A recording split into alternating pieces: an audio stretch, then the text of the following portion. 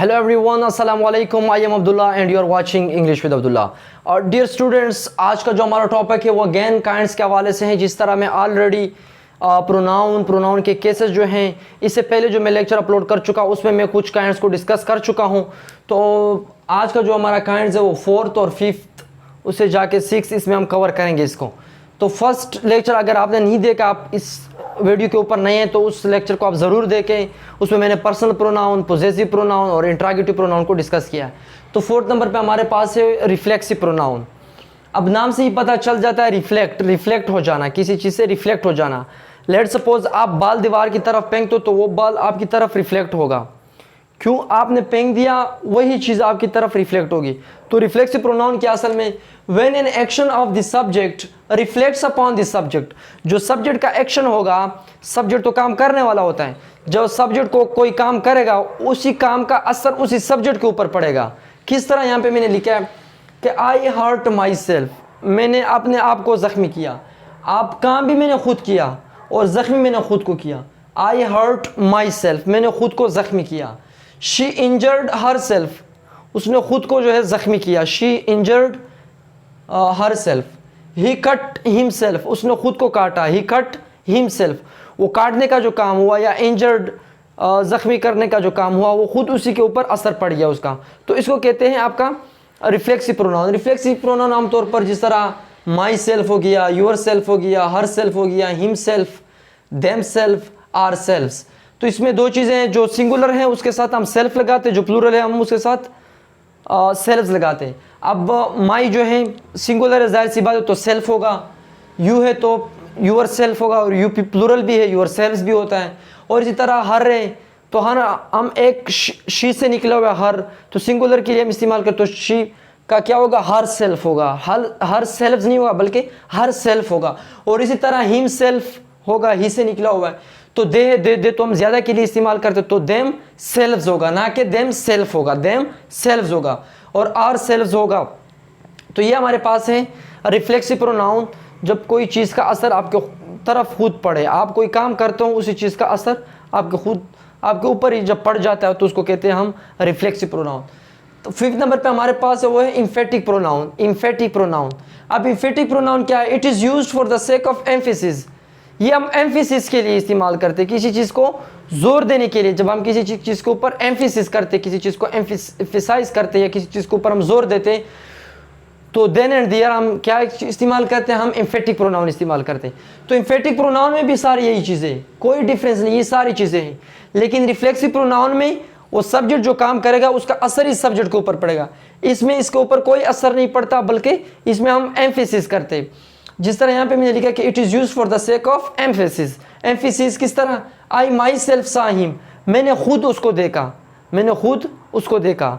अब मैं तो इस तरह भी कह सकता हूँ कि आई सा हिम, मैंने उसको देखा। आई माई सेल्फ सा हिम, अब मैं थोड़ा यहाँ पे एम्फेसाइज कर रहा हूँ, जोर दे रहा हूँ कि मैंने खुद उसको देखा।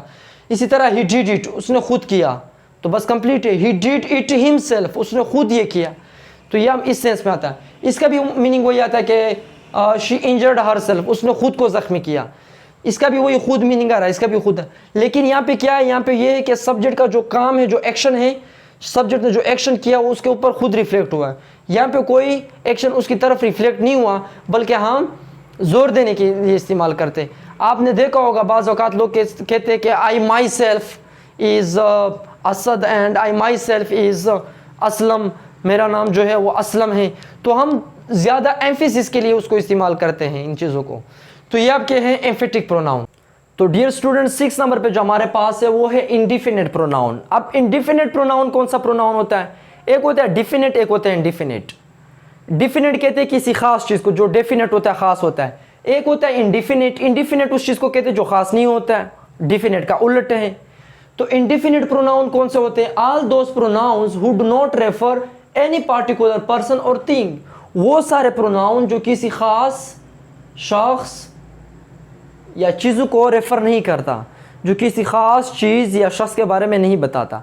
मतलब ये कि कोई ख़ास नहीं है, पता नहीं चल जाता कि कौन है, ना कोई ख़ास बंदे का पता चल जाता है, ना कोई ख़ास चीज़ का पता चल जाता है, उसको कहते हैं हम इंडिफिनिट प्रोनाउन। तब इंडिफिनिट प्रोनाउन कौन से? यहाँ पे मैंने कुछ लिखे, जिस तरह हो गया समबडी हो गया, एनीबडी हो गया, anyone, everybody, something, anything, nothing, one, none. तो ये सारे हमारे पास जो हैं ये हमारे पास है इंडिफिनिट प्रोनाउन। अब इसको मैंने सेंटेंस में इस्तेमाल किया, no one will help you, कोई भी आपका मदद नहीं करेगा। तो नो वन यहाँ पे हमारे पास है indefinite pronoun, no one will help you. अब नो वन का पता नहीं चल रहा कि कौन है नो वन, कोई भी आपका मदद नहीं करेगा। तो कोई भी हो सकता है, कोई पता नहीं चल रहा है, तो लिहाजा ये इंडिफिनिट हो गया, खास नहीं है। वन कैन डू दिस, कोई एक ये कर सकता है, वन कैन डू दिस, कौन एक कर सकता है पता नहीं चल रहा है यहाँ पे, तो ये इंडिफिनिट हो गया। Does any one speak English, क्या कोई इंग्लिश बोल सकता है, कोई इंग्लिश बोलता है। तो any one, does any one, तो एनी वन कोई भी होगा क्लास में। अगर आपको तो कि does any one come on the stage, कोई स्टेज पे आना चाहता है, तो आपको क्या पता है कि कौन होगा, एनी वन में कोई भी होगा क्लास में से, पता नहीं चलेगा। Somebody has stolen my mobile, किसी ने मेरे मोबाइल जो है चोरी कर लिया। स्टोलन का मतलब है चोरी करना, किसी ने मेरा मोबाइल चोरी कर लिया। समबडी, अब समबडी कौन होगा, कोई भी हो सकता है समबडी, किसी ने तो चोरी किया लेकिन पता नहीं चल रहा कि कौन सा है। Everybody is present in the class, हर कोई क्लास में मौजूद है। अब एवरीबडी, सारे जो है क्लास में मौजूद है, एवरीबडी सारे, हर कोई क्लास में मौजूद है।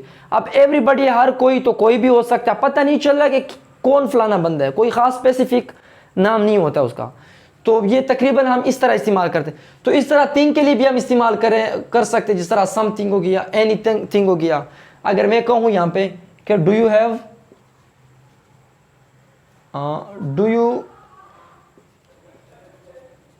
एनीथिंग, क्या आपके पास कुछ है, क्या आपके पास कोई चीज़ है। तो यहाँ पे मैंने क्वेश्चन मार्क्स भी लगाया। तो एनीथिंग क्या कुछ है, कुछ क्या कुछ, तो आपने रेफर नहीं किया।